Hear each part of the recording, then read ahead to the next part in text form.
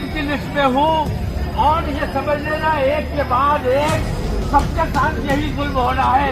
अगर हम अपने इतिहास को पेश करेंगे तो इंशाअल्लाह इनकी हिम्मत नहीं हो सकती कि हमारी कि मेरी इज्जत आप लोगों के हाथ में है, मेरी इज्जत के हाथ नहीं आना चाहिए।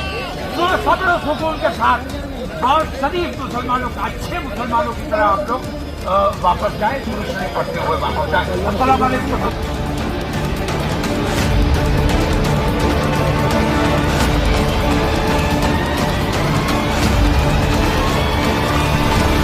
खौफजदा करके मैं हुकूमत को सिर्फ ये दिखाना चाहता हूं कि मैंने जो बात कही थी कि हमने अपने नौजवानों को कंट्रोल किया हुआ है, अगर कंट्रोल से बाहर हो गए तो हुकूमत के लिए बड़ी दिक्कतें पेश आ जाएंगी। विश्व हिंदू परिषद और बजरंग दल जैसे संगठन हुकूमत की सरपरस्ती में जो बेईमानी कर रहे हैं, हिंदुस्तान की अदलिया हुकूमत के दबाव में जो बेईमानी कर रही है, मैं देख रहा हूं कि हुकूमत भी और अदालतें भी आज कानून के मुताबिक काम नहीं कर रही है, बल्कि अपनी आस्था के मुताबिक काम कर रही है और अपनी आस्था जबरदस्ती मुसलमानों पर थोपने की कोशिश की जा रही है। मैं ये कहना चाहता हूं कि अगर ये जुल्म ज्यादती इसी तरह जारी रहा, विश्व हिंदू परिषद और बजरंग दल जैसे आतंकवादी संगठनों को कंट्रोल नहीं किया गया तो मुल्क के हालात खराब होने का अंदेशा है, जो हम किसी कीमत पर नहीं होने देना चाहते।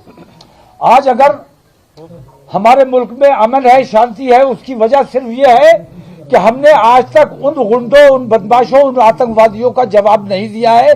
जिस दिन हमारा नौजवान जवाब देने पर मजबूर हो जाएगा, उस दिन मुल्क के हालात खराब हो जाएंगे। इसीलिए मैंने, जैसे आपने देखा होगा कि गीजर में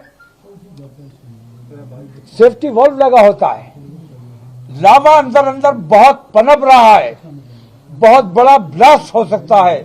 मैंने ये छोटा सा काम करके लोगों के जज्बात को कंट्रोल करने की कोशिश की है और सेफ्टी वॉल्व का काम किया है। मैंने उस प्रेशर को दूसरे रास्ते से निकाला है ताकि वो जो हमारे शहर का अमन खराब ना हो। हुकूमत को हमारा इसमें साथ देना चाहिए। अगर हुकूमत दंगा और फसाद चाहती है तो हम तैयार हैं, न पुलिस की लाठी से डरते हैं, न गोली से डरते हैं, लेकिन हम अपने शहर के अमन से और अपने देश के अमन को बनाए रखना चाहते हैं, इसलिए हमने जवाब नहीं दिया है। मेरी मांग यह है कि मुफ्ती सलमान अजहरी को फौरन रिहा किया जाए और ये जो बुलडोजर की कार्रवाई चल रही है, असल में मैं बुलडोजर की कार्रवाई की मुखालफत इसलिए कर रहा हूं कि ये कोर्ट का काम पुलिस ने अपने हाथ में लिया हुआ है।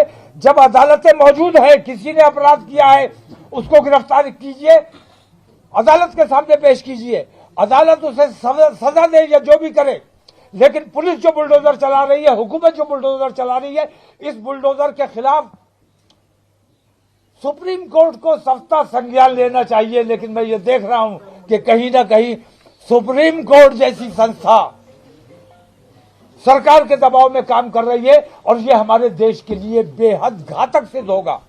अगर देश में अमन चाहिए और भाईचारा चाहिए, जो हुकूमत की भी जिम्मेदारी है और हमारे सुप्रीम कोर्ट की भी जिम्मेदारी है, तमाम अदलिया की जिम्मेदारी है, अगर ये अमन व अमान बनाए रखना है तो बुलडोजर की कार्रवाई बंद होनी चाहिए और पुलिस को जो ज्यादा इख्तियारात दिए हुए हैं, उन इख्तियारात में कटौती की जानी चाहिए। जो बेईमानी की गई हैं, उन बेईमानियों को वापस किया जाना चाहिए। अब किसी किस्म का बुलडोजर बर्दाश्त नहीं किया जाएगा। हम जितना अपने नौजवानों को कंट्रोल कर सकते थे कर चुके हैं। अब हल्द्वानी में जो रिएक्शन दिया गया है, उसके नतीजे आपने देख लिए।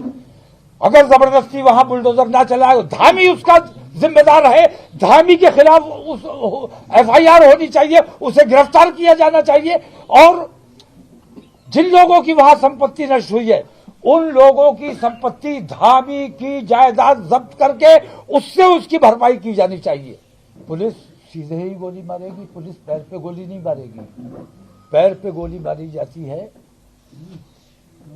बचाने के लिए, सीने पे गोली मारी जाती है, माथे पे गोली मारी जाती है मार डालने के लिए।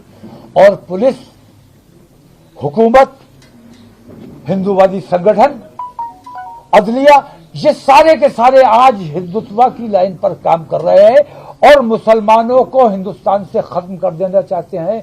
लेकिन हिंदुस्तान की रग रग में मुसलमान बसता है, इसको हटाया नहीं जा सकता। और रगों से अगर खून खींच लिया तो बचेगा क्या? जिंदा कैसे रहोगे?